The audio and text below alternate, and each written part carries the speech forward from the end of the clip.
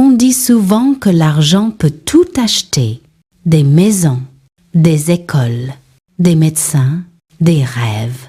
Mais personne ne t'apprend ce que ça coûte de perdre quelqu'un qu'on aime à cause de cet argent. Ce jour-là, sous un vieil oranger couvert de poussière, 2 jeunes filles ont tendu la main l'une vers l'autre. Elles ne savaient pas encore que ce simple geste allait bouleverser 2 vies, 2 destinées, et un homme qui croyait que tout s'achetait.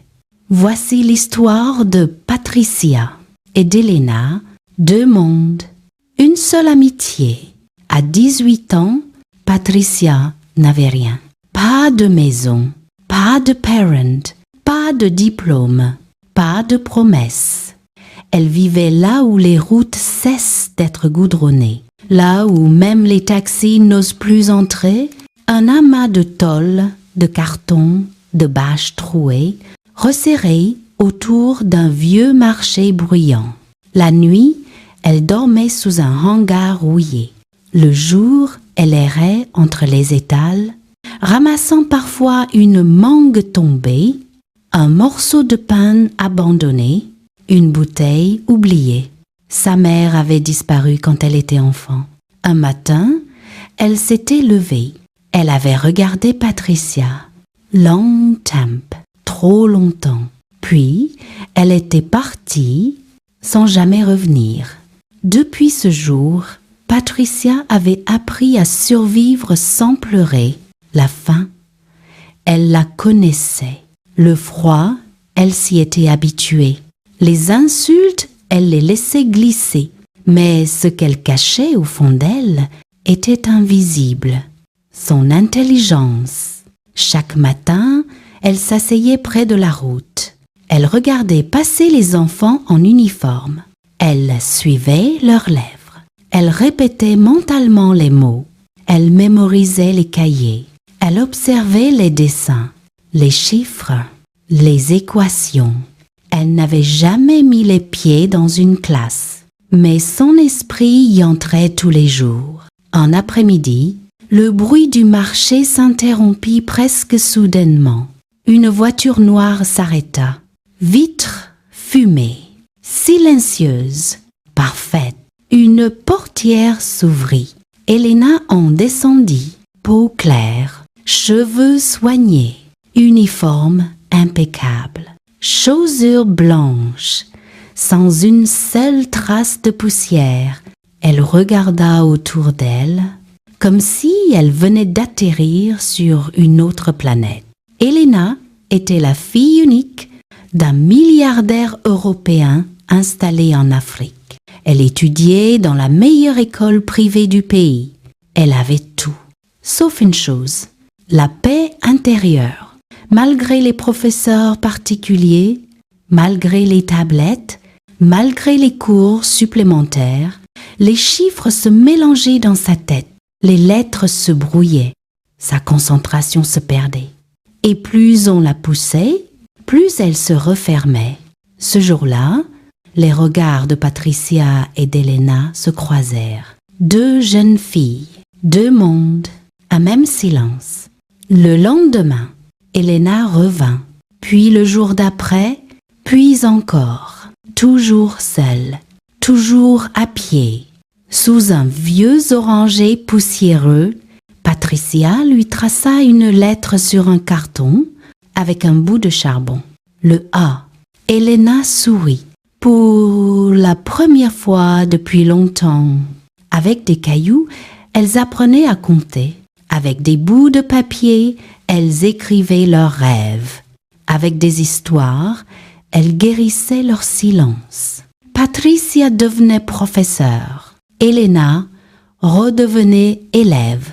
Et chaque jour, un lien invisible grandissait. Elles partageaient.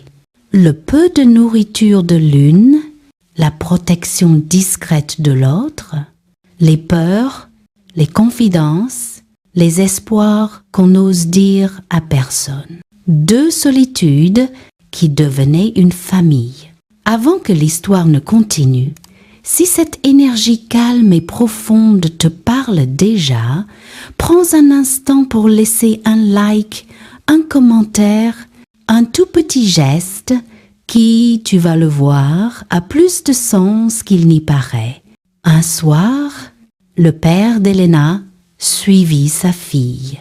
Lorsqu'il découvrit la scène, il sentit quelque chose se briser en lui.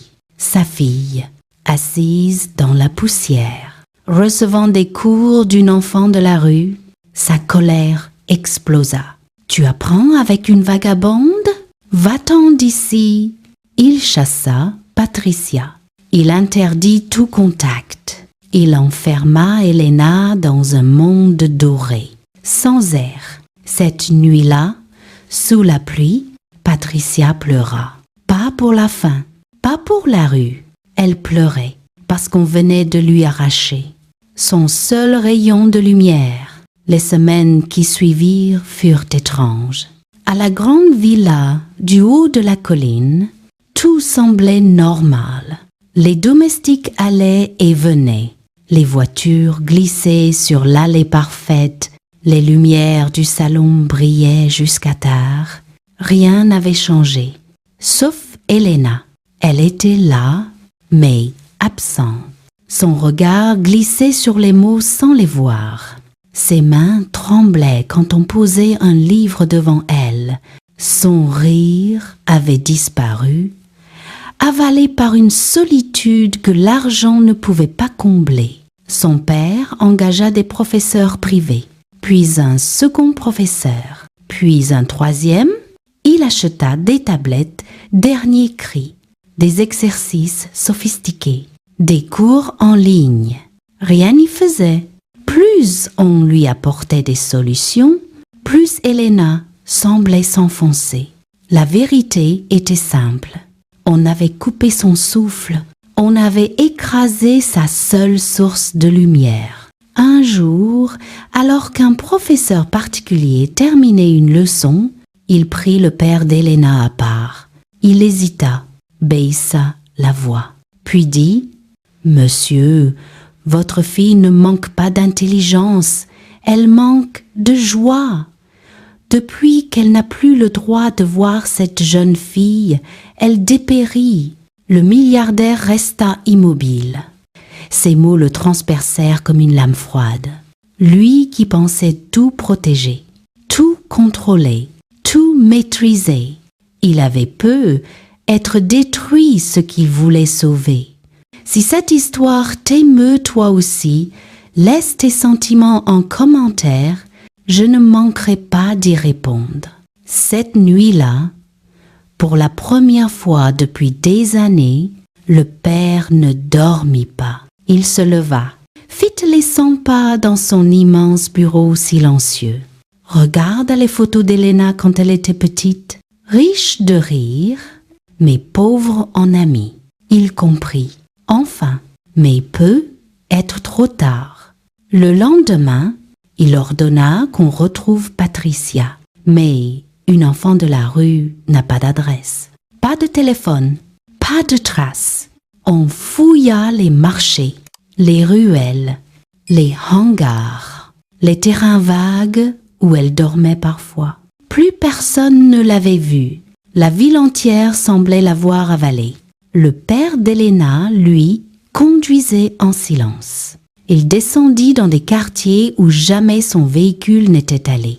Il demanda, insista, chercha, puis, près d'une vieille bâtisse abandonnée, il la trouva, assise contre un mur, frêle, fiévreuse, trop maigre, la respiration courte, mais, dans ses yeux, la même lumière.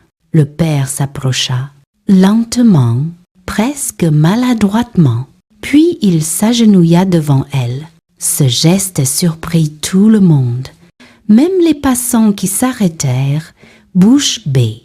Un milliardaire, à genoux devant une enfant de la rue. « Pardonne-moi » murmura-t-il. Sa voix tremblait, lui qui ne tremblait jamais. « Je t'en supplie, recommence à aider ma fille. Je croyais la protéger. J'ai eu tort. Viens vivre avec nous. Je te donnerai tout ce que tu veux. » Patricia le regarda longtemps, puis baissa les yeux. Elle n'avait pas envie de richesse. Elle voulait juste exister. « Je ne veux pas d'or, monsieur. Je veux seulement apprendre, moi aussi. » Un silence lourd tomba. Pas un silence dur, un silence qui guérit. Le père hocha la tête, sans hésiter. Ce jour-là, il ramena Patricia dans sa voiture. Non pas comme une aide, non pas comme une domestique, mais comme un être humain qui avait enfin droit à une place dans le monde. Quand Elena vit Patricia entrer dans la grande maison, elle s'arrêta net. Ses yeux s'emplirent instantanément de larmes. Elle courut, la serra dans ses bras, comme si elle retrouvait une partie d'elle-même. Dans ce geste simple, les deux jeunes filles enterrèrent des semaines de souffrance, de manque, de regret. Le père détourna le regard, comme s'il ne méritait pas de voir ça. À partir de ce jour, tout changea. Patricia entra pour la première fois dans une salle de classe, une vraie, avec des pupitres propres, des cahiers neufs, des crayons taillés. Elle apprit vite, très vite. Son esprit, longtemps affamé, se gavait de savoir. Elena, elle, retrouva son sourire, sa concentration, sa force. Elles étudiaient ensemble, se soutenaient, se complétaient. Une symphonie à deux voix. Les années passèrent. Leur amitié devint une fondation solide, un socle indestructible. Elena devint médecin, un médecin attentif, patient, humain, loin de l'arrogance des cliniques de luxe.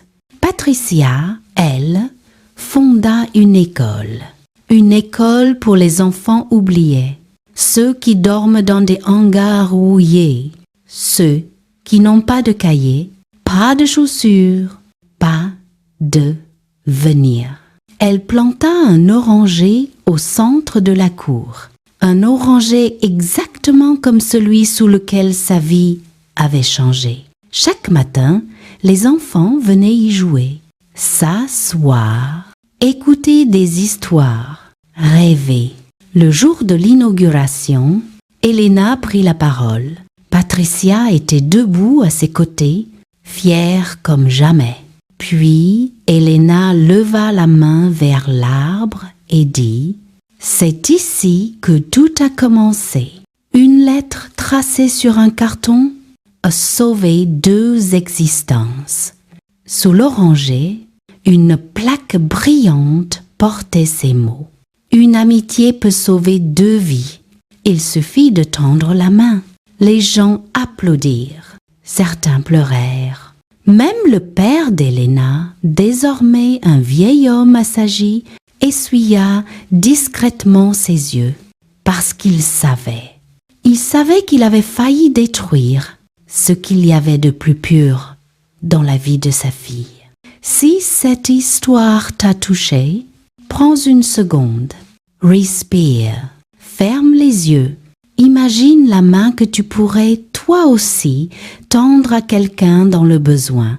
Parfois, ce n'est pas l'argent qui change une existence. Parfois, c'est juste un geste, une présence, une amitié. Écris simplement « amitié » en commentaire pour que YouTube sache que tu veux d'autres histoires comme celle-ci.